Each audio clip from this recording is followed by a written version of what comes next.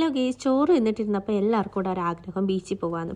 പിന്നെ ഒന്നും ആലോചിച്ചില്ല. പെണ്ണുങ്ങളെല്ലാം ടപ്പനെ എണീച്ച് അടുക്കളയിലേക്കും ആണുങ്ങളെല്ലാം ടപ്പനെ എണീച്ച് ലുലുവിലോട്ടും പോയി കേട്ടോ. അടുക്കളയിൽ പോയതിൻ്റെ ലക്ഷ്യം മനസ്സിലായില്ലേ? ഇതാ വാഴയ്ക്കപ്പം ഉണ്ടാക്കി കുക്കറിൽ ചായ ഇടുന്ന ആദ്യമായിട്ടായിരിക്കുമല്ലേ കാണുന്നത്. അങ്ങനെ കുക്കറിൽ ചായ ഇട്ടു.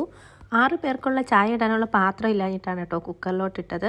ലുലു പോയത് ചിക്കനൊക്കെ മേടിക്കാനായിട്ടായിരുന്നു കേട്ടോ. അങ്ങനെ ചിക്കനൊക്കെ മസാലയൊക്കെ തേച്ച് പുരട്ടി ഞങ്ങൾ റെഡി ആയിട്ട് ഇതാ ഇറങ്ങിയിട്ടുണ്ട് കേട്ടോ. ഞങ്ങൾ അൽത്തന ബീച്ചിലോട്ടാണ് പോകുന്നത്. റിവേഴ്സിലുള്ള ഏകദേശം ഒരു 5:45 അടുപ്പിച്ചാണ് കേട്ടോ ഞങ്ങൾ ഈ ബീച്ചിലെത്തുന്നത്.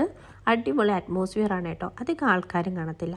അങ്ങനെ ഇതാ പാസ്സൊക്കെ എടുത്തിട്ട് ബീച്ചിലേക്കുള്ള കവാടം ഞങ്ങൾക്ക് മുന്നിൽ തുറക്കപ്പെട്ടിരിക്കുകയാണ്. ഗേസ് ഞങ്ങളിത് അങ്ങനെ അകത്തേക്ക് കേടുകയാണ്. ഇതാണ് അൽത്തന ബീച്ച്. അങ്ങനെ നമ്മളിതാ ഓരോ കാര്യങ്ങളൊക്കെ പറഞ്ഞ് സോറൊക്കെ പറഞ്ഞ് കൗണ്ടറൊക്കെ അടിച്ച് ഇങ്ങനെ മുന്നോട്ട് നടന്ന് പതുക്കെ നടന്ന് പോവാണേ.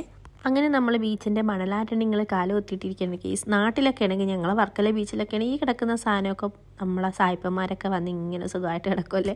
അത് കാണുമ്പോൾ അന്നേ ആഗ്രഹിച്ചിട്ടുണ്ട് എനിക്കും ഇങ്ങനെ കിടക്കണമെന്ന്. അതുകൊണ്ട് ആ മോഹം ഞാൻ അങ്ങ് മുതലാക്കി കേട്ടോ. ഞാൻ എന്താ കിടന്ന് ഒത്തിരി നേരമൊക്കെ ബീച്ചൊക്കെ ആസ്വദിച്ച് അതിനുശേഷം ബീച്ചിൽ പോയി അങ്ങോട്ട് കുളി തുടങ്ങി. അങ്ങനെ കുറേ സമയം നമ്മളിതായി കടലിൽ കിടന്ന് ആർഭാദിച്ചു കേസ്. അങ്ങനെ ഒത്തിരി നേരം കഴിഞ്ഞപ്പോഴത്തേക്ക് പിന്നെ തിരിച്ചേറി വന്നിട്ട് കുളിച്ച് ഫ്രഷായി വന്നിട്ട് ചായ ഒഴിക്കാൻ പോവുകയാണേ. ചായ ഒഴിച്ച് വാഴയ്ക്കപ്പം കഴിച്ചു.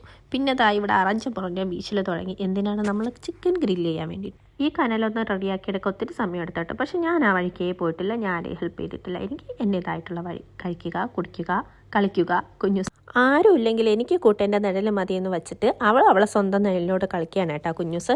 അങ്ങനെ ഓരോരുത്തരും അറഞ്ചം പുറഞ്ഞ് വീശി ഗ്രില്ലിനുള്ള കനൽ ഇതാ ഏകദേശം റെഡി ആയിട്ടുണ്ട് കേട്ടോ.